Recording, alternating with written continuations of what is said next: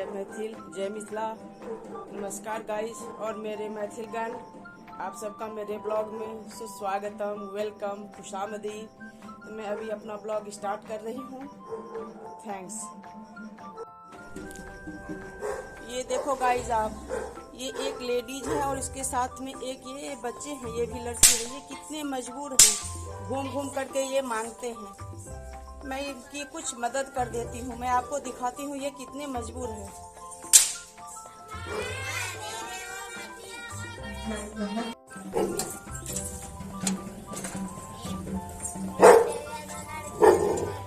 इधर आ जाओ। ये देखो गाइस, कितने मजबूर हैं। ये सब बादलपुर से हैं। मैं आपको दिखाती हूँ। हम सोच रहे हैं इनका कुछ मदद किया जाए। ये सब रेड लाइट पर मांगते हैं, बहुत बुरा लगता है। देखो कितने सुंदर बच्चे हैं, ये पढ़ने वाले हैं।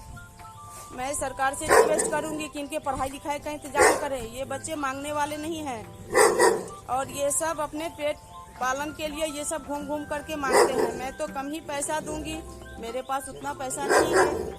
आप लोग मेरा सपोर्ट करें और इन लोगों का मदद करें, ये पढ़ने वाले बच्चे का। ये लेडीज देखो आप, ये कितनी मजबूर और बेसहारा हैं। ये मैं दिखाती हूँ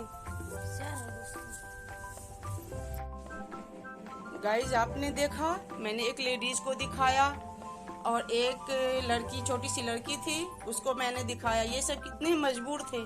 आपने देखा होगा कि रेड लाइट पर इन लोगों की क्या स्थिति होती है। मेरे पास तो कम ही पैसा था, मैंने दिया।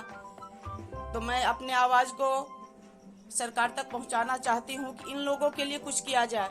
ये लोग कितने मजबूर और बेसहारा हैं। पढ़ने वाले बच्चे ढोल बजा करके गेट गेट ये सब मांग रहे हैं और लेडीज लोग अपने बच्चों का पेट भरने के लिए कुछ उनके भी कोई भी काम रोजगार इन सब का व्यवस्था हो।